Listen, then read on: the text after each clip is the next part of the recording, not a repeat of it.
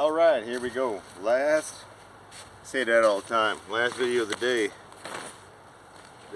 Okay. You ready? You ready, everybody? Okay. So, I'm going to go over a few things. Hopefully, help provide some good advice about task saturation, priorities of work. Priorities of work. Last thing I like to say is, remember, for example, patrol-based activities. If you enter a patrol base, certain steps you have to do to take in your position and get security. And once you get in there, you have to have pre-established a set of priorities of work. That means, okay, first priority is make sure security is set. Second priority is going to be X. Third priority is going to be X. That way everyone knows, okay, I know that my first priority is not going to be to eat. Woo! I'm hungry. No, first priority is get in and get security. You got people eating, they don't have security, then that could be dangerous. Okay. Then last thing, sleep, if possible. Sleep. Yeah. Anyway, so I'm going to show you a few things. Here's my Gaiter book. Again, remember I showed you a needle. And by the way, before I forget, wanted to show you right here, my book. Okay. Carry the guts of 550 cord in there just in case you need. As well, I did my job to set these protractors, and I used the needle, heated it up, put the pinhole in there very finely, then stuck this 550 cord gut through there, from the bottom side up, and then created like a nail head by melting it. Okay? So now it doesn't come through. So that's what I was trying to show. When we lay this down and you're working to like a point, figure out the degrees on the map, it's a good trick, so I don't have to sit there and do a ruler, That's what I was trying to show with the hands, A lot of hands, you from Italy? No, God bless those people too, boy. And God bless, all of us sitting out here in some kind of pandemic, really. Anyway, protractors, I got a couple just in case I would lose one, because I lose a lot of stuff because it's not tied down. And I keep my little book here, right? Basically, bought these, and with the gutted 550, that's the 550, guts, and this is gutted 550 burnt, right? And use it as a binder, field expedient book. This is all I'm taking with me when the stuff hits the fan, and it'll all fit right in here. And key too is, remember, you want to, where'd my little plastic bag go? You want a Ziploc bag, right? Right? When the grid goes down, right? So you got a Ziploc bag, and I like the types that close and zip, so I don't have to sit there and mess with that. Eventually, only a matter of time.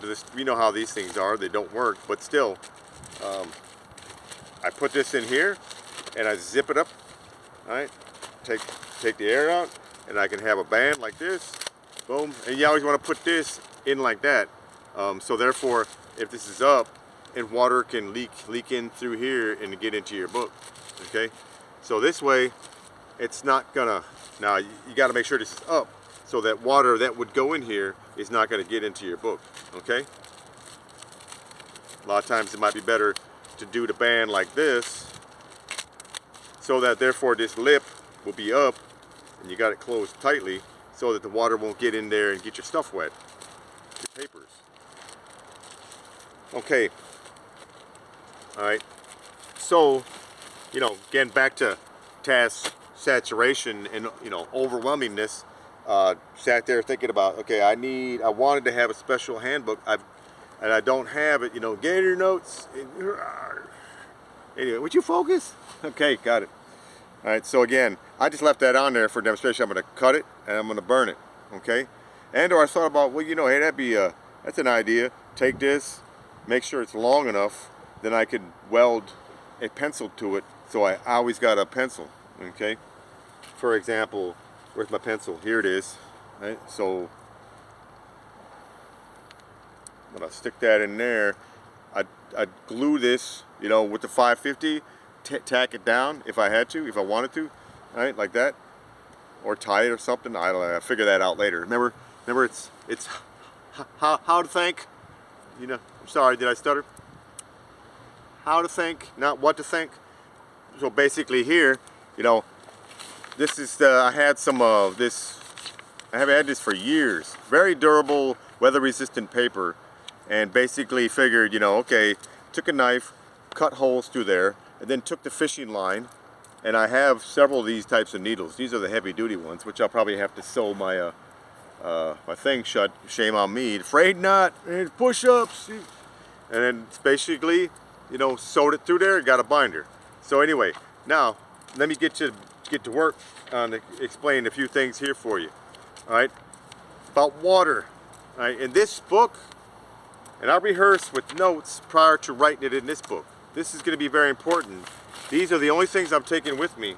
And even if I'm in a survival situation, I might not even take this. If I got to start sorting out if I'm heavy, but I'm going to take this as much as I can survive with it. I might lose it, but even though I got it tied down. However, this has got a lot of military stuff that's not going to be useful for me in a survival situation as a civilian. I'm not going to be worried about breaking contact. We're going to be hiding in the bushes, right? The bushes, right? You right there? Wake up, you got a nice hat. Stay SoCal. Anyway, so yeah. What was I talking about? Yeah, okay. Focus. Focus. Life-saving water. 3 things. A little lesson about water here. Source, disinfection, and equipment. 3 important things you need to think about. And when you write in your book that you're going to take with you, because I don't want to have to take, by the way, oops, oh my God, I'm losing everything. Would you knocking off my head? Okay, so like example, I brought this out and I tabbed it, researching for, you know, through this book, for example. Good book, however, you know, it's very, see that green? You normally have tabbed with blue, but the W means water. That's every part in that book that has something about water in it. I can't afford to carry all this weight around, right? So I researched through the book, as well as all kinds of other books, and I got all that information in here. I started with water. I need to get to the food. For example, food. There's no reason to carry a book here, and if I'm in an area like this in New Jersey, I don't really need to know about food and water in a desert situation. I'm going to carry this around, and I'm in an EMP, life, whatever threatening situation, whatever purpose I have to be in a survival situation for. I don't want to have to carry a weight around about the desert because I'm never going to see the desert again.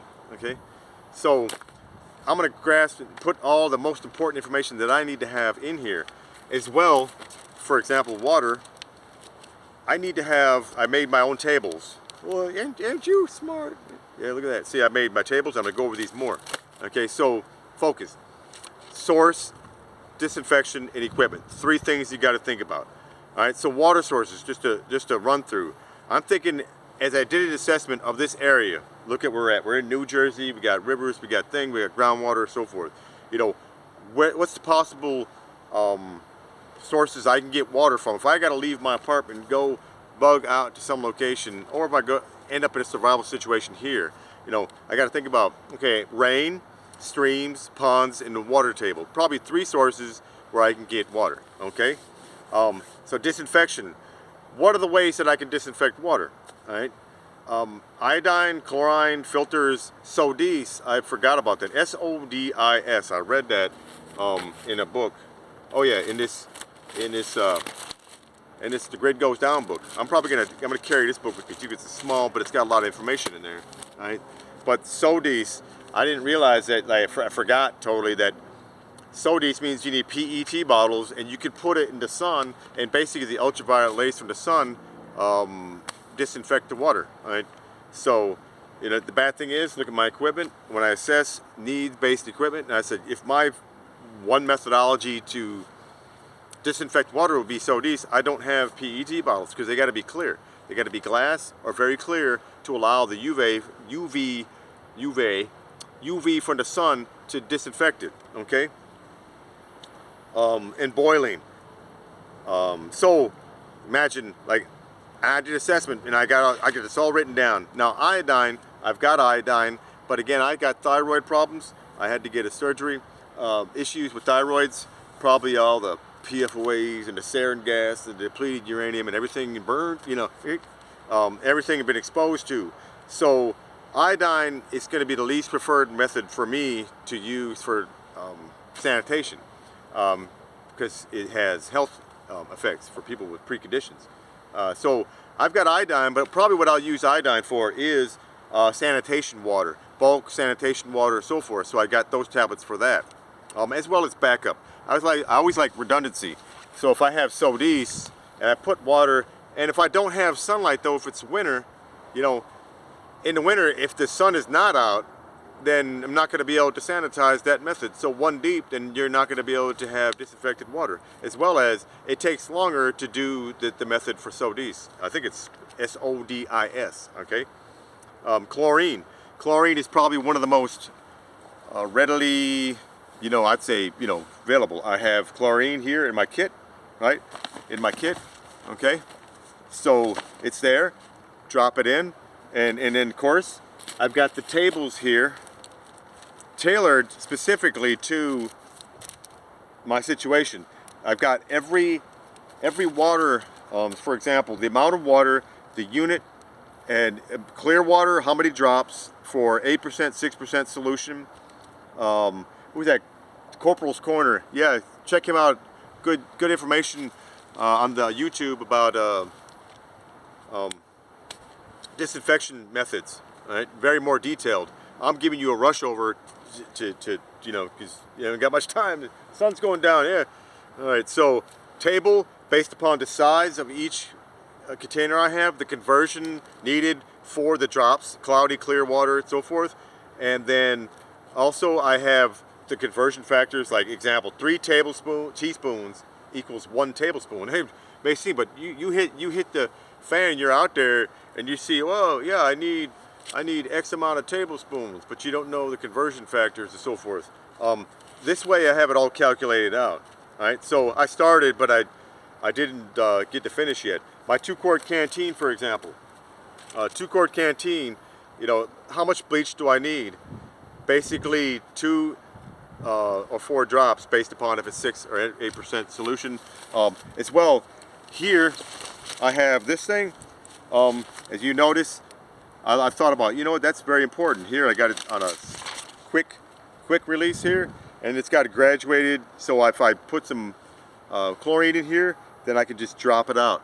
Or if I need to measure here, I already got measurements. Okay, so I got a method to measure, right, as well as to drop.